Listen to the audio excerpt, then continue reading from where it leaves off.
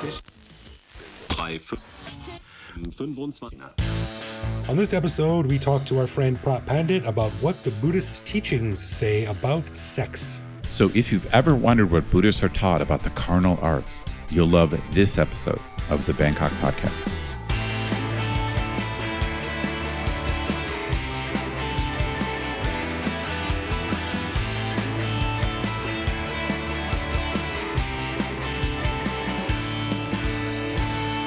Sawadee krap, and welcome to the Bangkok Podcast. My name is Greg Jorgensen, a Canadian who came to Bangkok in 2001, pre-monked. That is, already bald, not a Christian, and a big fan of loose, baggy clothes.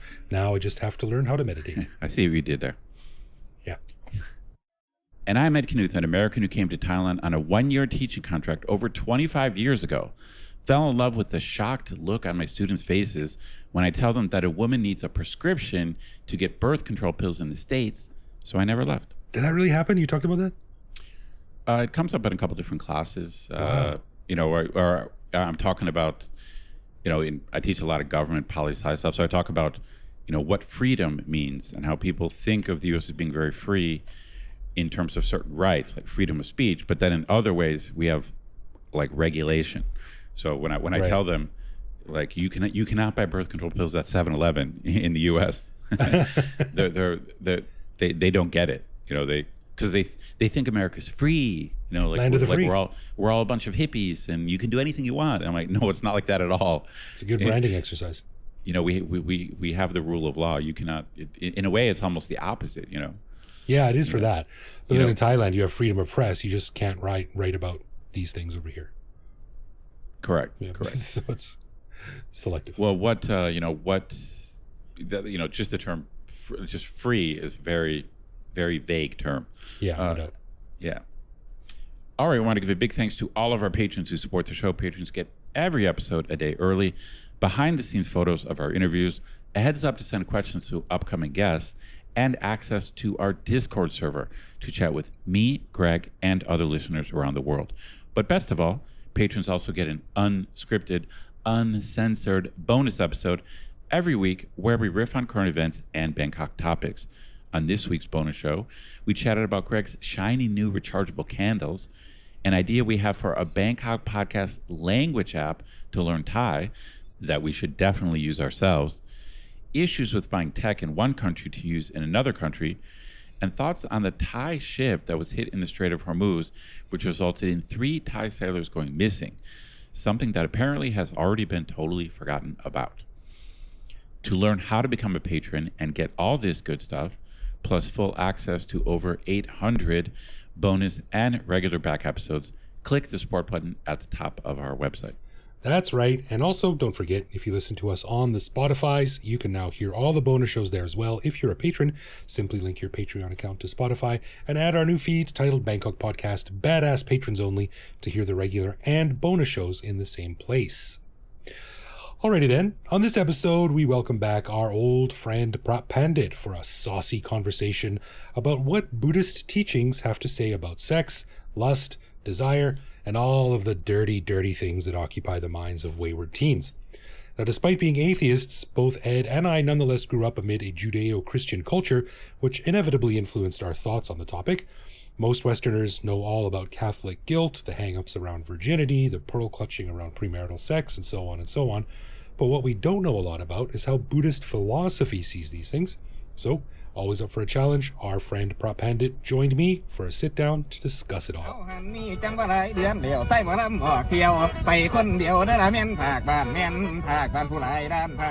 All right, we are back with our friend Phra Pandit. Good afternoon to you, sir. Good afternoon. Pleasure to see you again. I see you've got your very hot coffee as your favorite order and an empty glass of water. So I guess we're ready to go? Yeah. Yeah. Well, I wanted to come on to talk to you about something that's interesting. And I think we've touched on it before in some previous interviews, but it's a bit more prescient now because there's been a lot more, I think anyway, a lot more scandals. Greg wants to talk about sex in the clergy. I'm dancing around it. I'm just, he's trying to find a way in. I'm like Homer saying the word titmouse. But there's been a lot of sex scandals in the clergy, especially the past year. There was that woman who had a ton of dirt on a ton of really powerful people and videos and photos and things like that. So I really wanted to know what the Buddhist canon says about sex, what's allowed, what's not, what you're allowed to do, what I'm allowed to do. Because I know what the Catholic one is and the Christian one is because I was brought up like that. But I'm curious about what the Buddhists say about it. There haven't been a lot of scandals. You said there's a lot of... There was one big scandal that went out and went all across Thailand. But I'd say it's actually pretty rare that you find these things. It's either money or sex, isn't it? I guess any scandal is about money or sex. Yeah, again, though, I mean, it's pretty rare, I think. These things aren't happening on a daily basis. No. In this particular case, there was a woman called Golf who had seduced a bunch of senior monks, videotaped it, and then was extorting money out of them. And this was the scandal that went around. And apparently, I think there was 14 monks or something, and 9 of them were on camera. One of them in my own temple. Oh. Yeah. It was actually a really nice, serious, mindful, quiet, pleasant, one of the really good monks. So, yeah, I guess anybody can be seduced given the opportunity. Well, men are pretty stupid, so no matter what they wear. One of the issues is a lot of monks in Thailand are people whose parents were on drugs or got in prison or went abroad or something, and then they dump the child into the monastery. Sometimes the child is the one that's not very bright, and the parents keep the bright ones and dump the not so bright one in the temple. This can happen. So for all these various reasons, kids get thrown into a monastery. They never chose it. They never wanted it. And then there isn't a way out for them. And then people are shocked if they have sex. Of course, like every human being is curious about this. And if you haven't chosen to go into the monastery and live a celibate life, of course you're going to be curious. You're going to take an opportunity if it comes your way. It's almost like you want to act out. So often the monks, they go abroad, and these things can happen abroad because there's less cultural or societal expectation. People don't know what you can and you can't do abroad. So Yeah. but I got to say, it's pretty rare. It really is. When you look at normal people and organizations, I mean, the scandals, these things are relatively unusual, and it's very hard to keep secret. It's very hard to stay in a monastery and stay as a monk if you're breaking the cardinal rule. Yeah. Somebody's going to find out, and so either something untoward happens and then the person is quietly disrobed, or usually they would, if they're getting overpowered by these feelings and thoughts, they would usually disrobe anyway. Yeah. So I should say there are, for monks, there are 4 rules that we can't break, only 4. And one of those 4 is we can't have sexual intercourse with any animal, living or dead. Does that include humans? Yes, humans are an animal. Yes. Interesting. Okay. Yes. Okay. So if we break that rule, then technically you're no longer a monk. You don't even need to be disrobed. You're technically no longer a monk, and you can't reordain in this lifetime. Oh, okay. So it is a cardinal rule within the Buddhist monkhood that we can't have any kind of sexual intercourse. Now, that's a physical intercourse. There is a second level of, say, sexual relations, of talking or touching that don't involve actual intercourse. I guess up to kissing or and such like. Heavy petting. Yeah. So these things are a secondary, not crime, secondary level of offence, and these need to be confessed to a senior monk, and you go through like a 20-day penance kind of thing, and then you're reinstated as a monk. Yeah. There was a curious thing that I met some people who were building a Protestant monastery in New Zealand, and everything was stipulated how we'd how wide the chairs were, how tall the backs were, how big the windows were. And one of the things that was stipulated was the mesh in the confession box had to be a tight enough mesh that you couldn't squeeze your lips through for an illicit kiss. I thought you were going to say so you couldn't see how hot the woman was on the other side giving the confession. And just speaking of that, is there any comparison between like the Christian church sexual scandals and the sexual scandals in the Buddhist clergy? Well, in Christianity, certainly with the Catholics, you're supposed to be celibate. And that's like just not followed. Now they can be openly married, openly have a partner,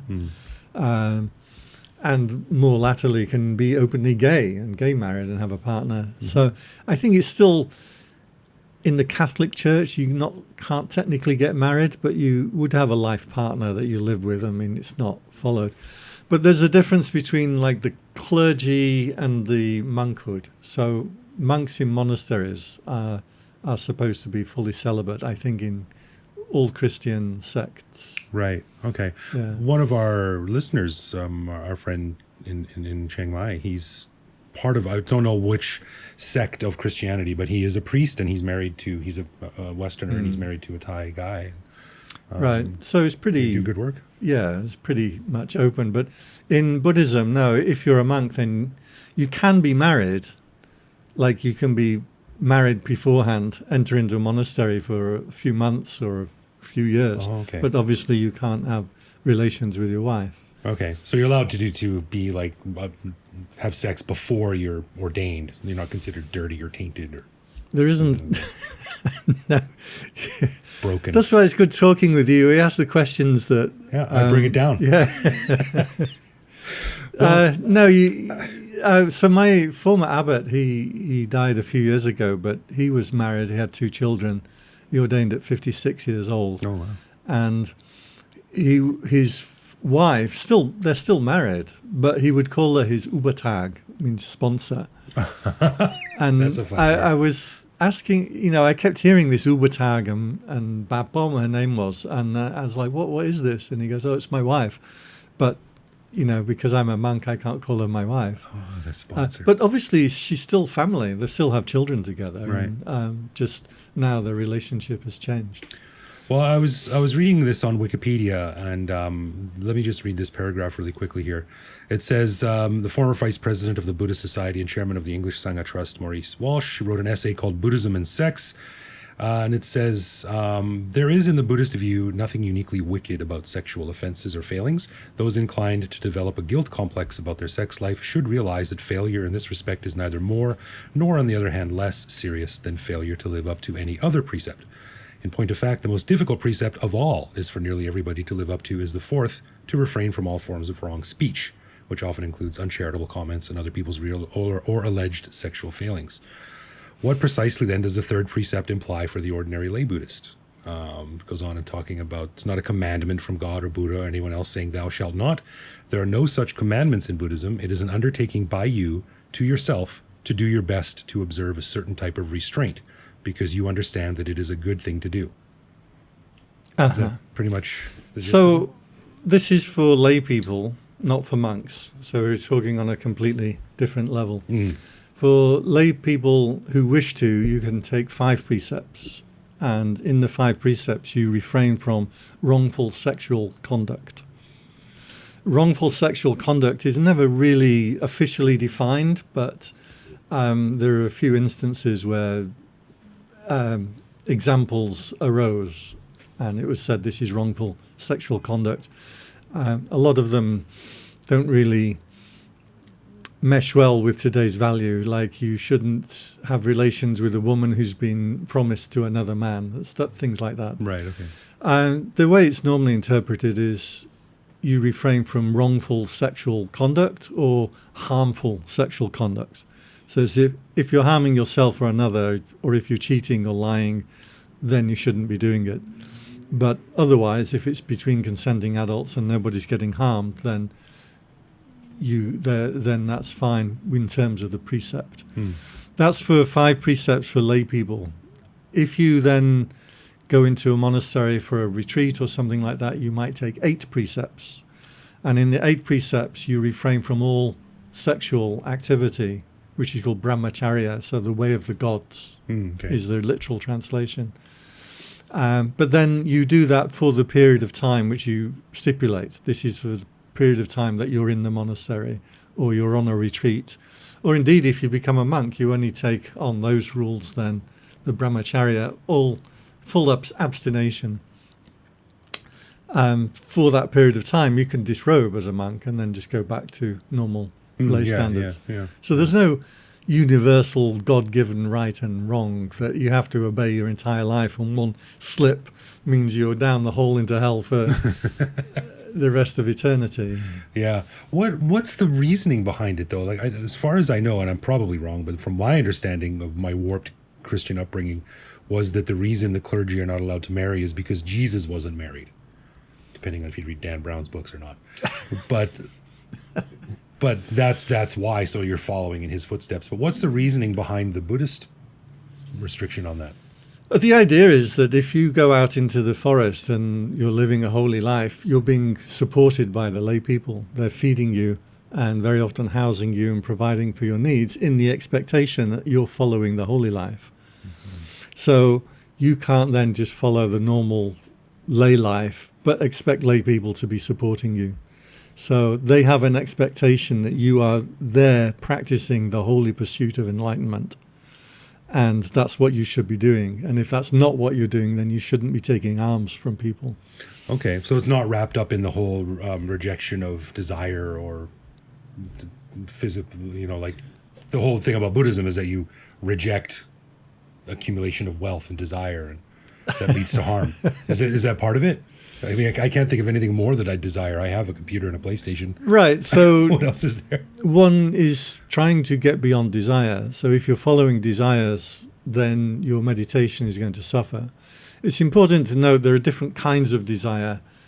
There is the desire for enlightenment. There is the desire to do good things. So there are what we might call aspirations that are good. Okay. You could say good desires. Yeah.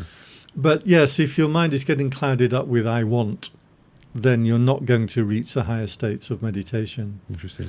Which I would like to talk about in a future podcast, like what the actual attainments are. It's not just a belief system that we believe a set of stories and recite a set of scriptures. There's an actual reason for the mystic path. There's a series of attainments that one can make in meditation.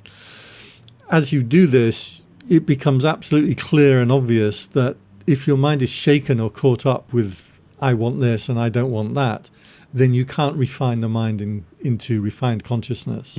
Okay. So that's what we're doing when we're renouncing desire. We're trying to get hold of your own mind. Interesting. Okay. I see that. I notice a lot of boxers also like restrain themselves from sexual relations or Olympiads before they go into competition for a week. There is something empowering about it. And there is something draining about actual intercourse. I guess that's true. Yeah, you always hear like when growing up in Canada, the guys would swear off women for the month before the playoffs, or they would not shave or something like that. So it's all about placing yourself in this cage of. Yeah, you want to position your whole psyche to do this important undertaking. Now, a monk hockey team would be something to see. That would be pretty cool. I doubt there's anything specifically about that prohibiting that. What about? They would take photos. You know what I did?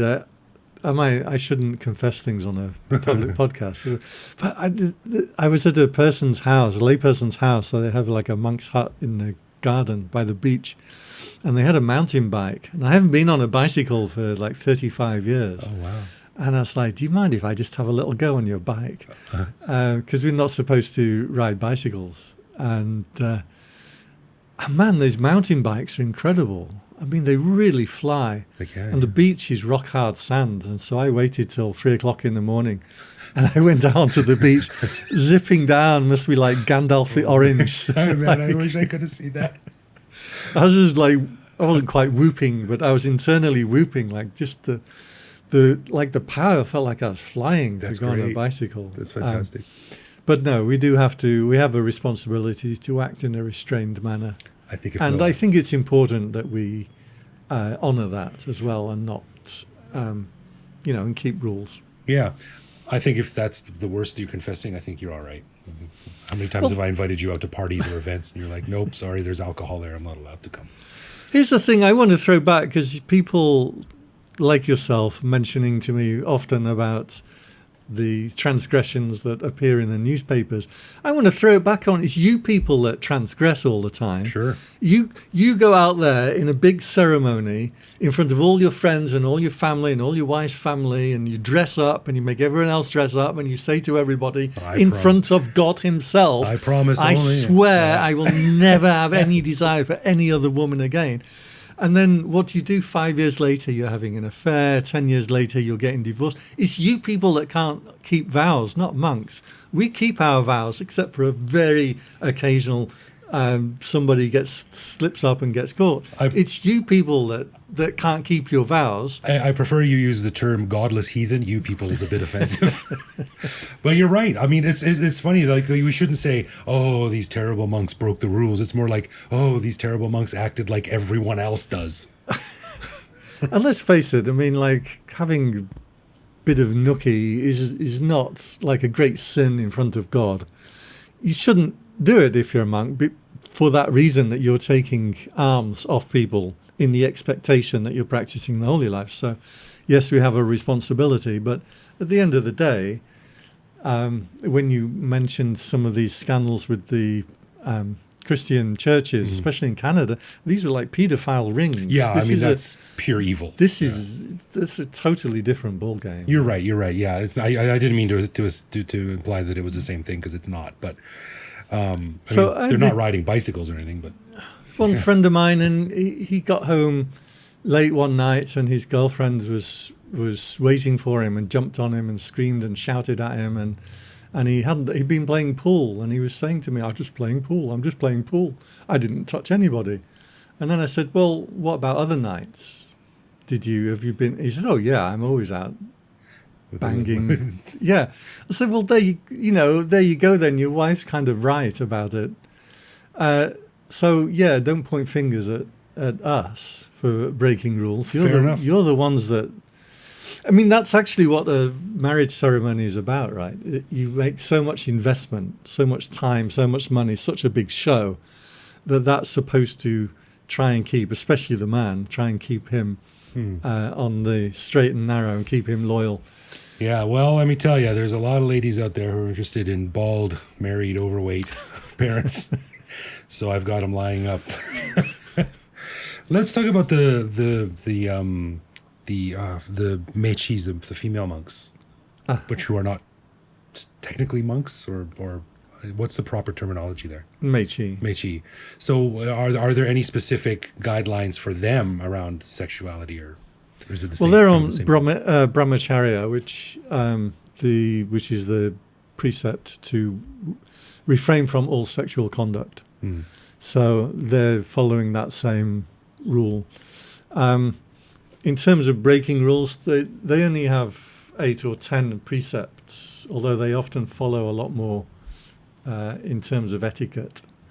But I'd say the mechis are usually well behaved, probably better behaved than monks anyway. You never read any scandals about them in the paper, or I haven't seen any reason. Yeah. So, yeah. So then once, say someone breaks the rule, a monk goes out and he has a few fun nights with a lady friend. Oh, my God. Okay. Well, what's the recourse? Is he done? Is that it? If you have sexual intercourse, then you're no longer a monk from that second onwards. Forever, until the next life. Until the next lifetime, yeah. Interesting. However, you might not get caught. Well, so there was a case of a foreign monk up in the north of Thailand, and he's doing a lot of charity work. And then once a month or so, he would disappear, and he'd say he's going to do his visa or something. It turned out he was hooking up with his ex-girlfriend, having a few nights and then coming back. And he got caught, and he was very shamefaced, and he deeply, sincerely apologized. He had a great love of Buddhism, and he was extremely sorry that he'd let the team down, let the side down, and he was disrobed and then carried on, and still is a good Buddhist, still a meditator. So, I mean, these things happen from time to time. I see. It's interesting that it's not seen as like this terrible, terrible thing. It's like it's just kind of more of a lapse in judgment, and kind of shrug your shoulders and move on. But I think it's been built up to be this. It's not a terrible thing morally in terms of the universe, Right. but it is a terrible thing in terms of you have let down your entire religion, monastery, friends. You've let down society. So for us, it's a really big deal. Yeah. Yeah, okay. And in season 3, I think we did a whole show on abortion. And I don't remember, that was years and years ago, so I don't remember exactly what it was. But can we just touch on that real quickly? Just what does Buddhism say about lay people and abortions? So I mentioned there are 4 rules that we can't break. One of them is sexual intercourse. Another one is causing the death of a human being. So any action that we take, deliberate action that causes the death of a human being, we should not do. And if we do, we're no longer a monk. It's one of these 4 rules we can't break. So monks will always be reluctant to talk about abortions. We can't cross that line. If I was to in any way say that abortions were okay, that you could interpret as being causing the death of a human being. Really? Which in terms of Buddhism includes in the womb. I was going to say, how do you define human being? Yeah. So it's not that monks would take a stand one way or another. It's just we won't talk about it. Interesting. Because then we might be accused of breaking this rule. So you tell me to shut up, stop asking the question? Yeah, pretty much. All right, fair enough. There are lots of papers written by lay Buddhists about whether abortion is okay or not okay. I do my own research. And I have my own views and opinions, but Not publicly. not publicly. All right. We'll talk about them later over a beer. Just kidding. You don't do that either. I've tried to corrupt Phra Pandit, but he won't do it. All right. Well, as we're wrapping up here, is there any distinction made between heterosexual and homosexual relationships?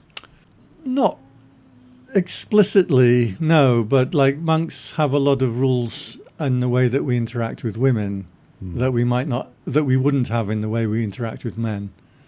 So I guess in that sense there's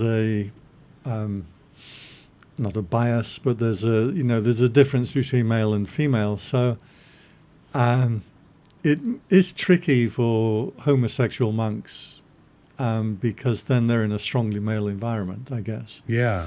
And there was a case actually in England I lived in a monastery. There's about 6 monks, and one of them was gay, and he wouldn't take. There was a sauna in the monastery, and he wouldn't take saunas. Not that he can't trust himself, but just out of respect. That he says, well, he's gay, so he's not going to, put anybody else in an awkward situation. Right. And he'd take a sauna by himself, which is a shame because he's a really nice guy, and he was nice to hang out with. But so there are things we shouldn't. We monks have to be careful the way we interact with women. Yeah. So we're not supposed to touch. Not that you want to be touched by men either, but remember that was the thing with Jack. Yeah. That was the best burn ever when you were on a TV show by a fairly famous British comedian, and he met you and he said, I don't know, am I allowed to touch you? And you No, he said, I've been told I'm not allowed to touch you. Why is that? And your delivery was so perfect, and you said, do you want to touch me? Well, touch an elbow if you like. I mean, it was so funny. But they didn't show the later bit. They cut it out. But as we were walking off, like 5 minutes later, I said to Jack, I said, so am I allowed to touch you? I think he said something like, not my penis or something typically untoward, British. which is probably why they cut it out. Yeah. So yeah, we do have to be careful. We have a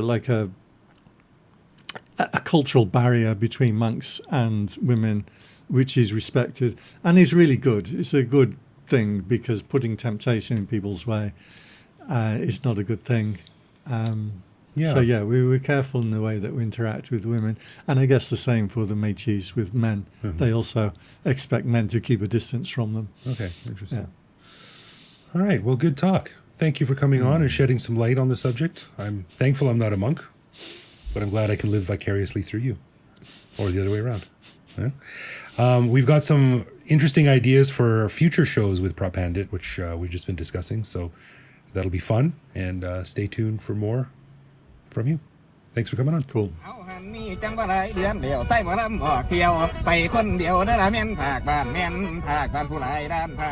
Dude, great interview, but why wasn't I there? Well, this happened sort of short notice. It was like the day before. I was working from home, and Phra Pandit was in the area, and I had something I wanted to give him. So he said, "Why don't I come by?" And I said, "Okay, while you're here, why don't we do a podcast?" So we recorded it in like the middle of the day at lunchtime. And, dude, I would have had a lot of pertinent questions. Like, I don't think you guys didn't talk about porn, did you? No, we did talk about masturbation. We got to get Ed here. He's the expert of he's the masturbation expert. Or no, he's the porn expert. Which one? but Phra Pandit, as he does all the time when him and I do an interview solo, he always sort of like very slyly says, I'd really like to sit down with Ed more because basically he's got more intelligent questions than you do. That's funny. Is true. Well, I would have loved to have been there. I mean, there's actually, on all the stuff with him, I like to get into. I'm no Buddhist expert, that's for sure. But because I teach this intro to philosophy and religion, I know, I have about three lectures of Buddhist stuff. So I've got this foundation, which would give me fodder for questions to ask me about. Right. I'm sorry. I apologize. Next time we will schedule our sex talks well ahead. Really. But one thing that I did take away from this is I like what sort of the philosophy that has come up in our discussions a lot about Buddhism, which is it's very much a you do you, I'll do me, and let's just leave each other alone kind of thing. And that seems to extend into the realm of sex as well, because besides some pretty base level rules, there's not really a whole lot of faffing around and nuance built around it. Right. Well, the interesting thing is that his overall attitude seemed to actually fit the image of Buddhism in the West, is that it's kind of chill. Right. My joke. I have a buddy who like, just one of our weird things is we brainstorm names for bands. Oh, I love doing that. Yeah. So one of my names for a band is Hardcore Buddhist. Oh, that's a good one. Because at least in the West, that's ironic, or like a hardcore Buddhist doesn't make sense, like you're going to be really serious about being chill. It's like I'm going to be so Wando. Nice. I'm going to be ridiculously nice. It's like in the fish called Wando, when she said, "What are you doing?" He said, "I'm meditating." The Buddhist monks used to use it before they went into battle. That's great. So his whole attitude was kind of the chill hippie monk hippie Buddhism thing.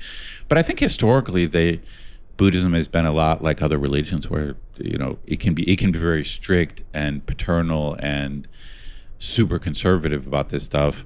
But I think that's just not where it's at today. Like today, it just doesn't have that angle, and it is chill. Right. And I think a lot of that conservatism and uptightness comes from cultural angles, rather in Eastern cultures and religions, rather than from Buddhism. Whereas in the West, it strikes me that a lot of this stick up the assness comes directly from religion and less around the culture. I think it's a little bit backwards. No, I think you're right. I think you're right, especially in modern times. But if you just the basic stuff, I know there's still conservative stuff in original Buddhism. I think there are 5 prohibitions, and one of them, it says something like improper sex is a sin. So that's one of the 5 prohibitions. So it's just a question of how it gets interpreted. So I don't think Buddhism necessarily, like in its original form, is super chill necessarily. I do think it's how it gets interpreted over time. Sure, but I think on my experience with Catholicism, which is Noi, is you can't think about lust, otherwise that's a sin. You have to, sure. You can't do this. You can't. You have to go to confess. And yeah, you're right. I mean, you're right that I would just say that clearly, like Judeo, like all the like whether it's Judaism, Christianity, or Islam, I think it's easier to interpret them in a very conservative way than it is Buddhism. There's more things you can land on, more statements in the Bible. Interesting. It's kind of a little bit easier to be extreme, but I think at different times and places there's been have been hardcore Buddhists, but luckily today, especially in Thailand, they're pretty chill. You know, the favorite band name that my friend and I came up with back in the day was Diarrhea Mardi Gras, which I loved.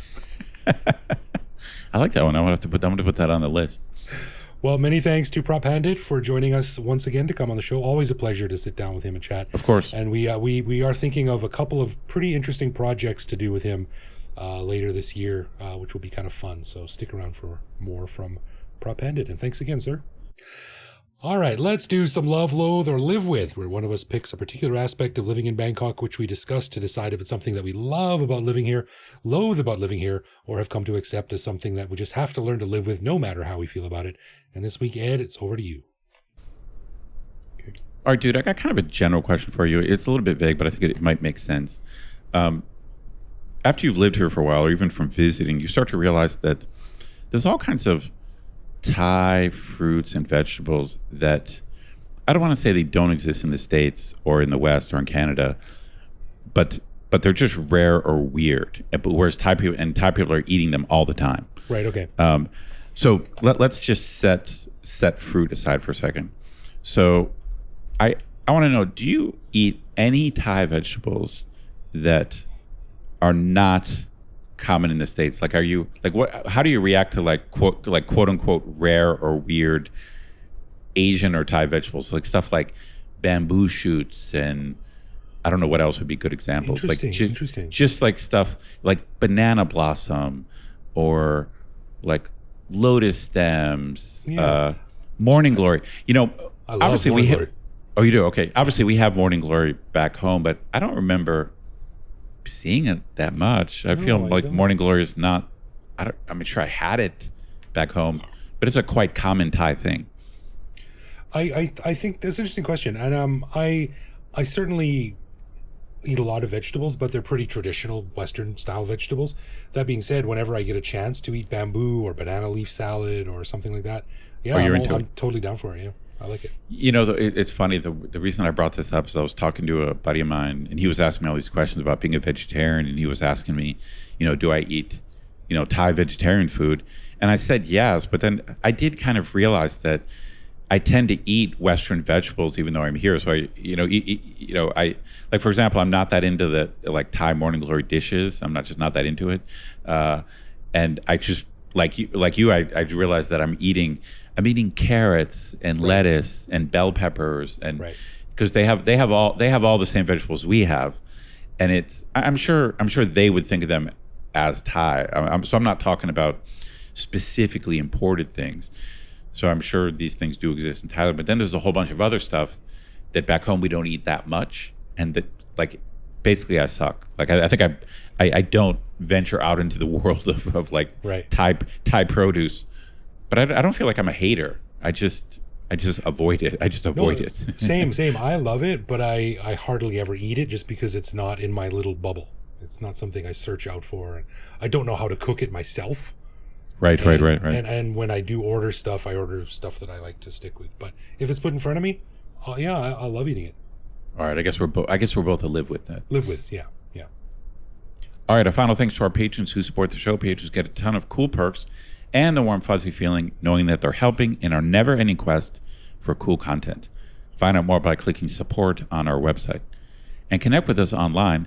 We're Bangkok Podcast on social media, bangkokpodcast.com on the web, or simply bangkokpodcast@gmail.com. We love hearing from our listeners and always reply to our messages. Unless, of course, you're an agent who sends endless pitch emails on behalf of a client. Yes. And you can also listen to each episode on YouTube. Send us a voicemail through our website that we'll feature on the show. Hit me up on Blue Sky, BKK Greg. Thank you for listening, everyone, and we'll see you back here next week. For sure.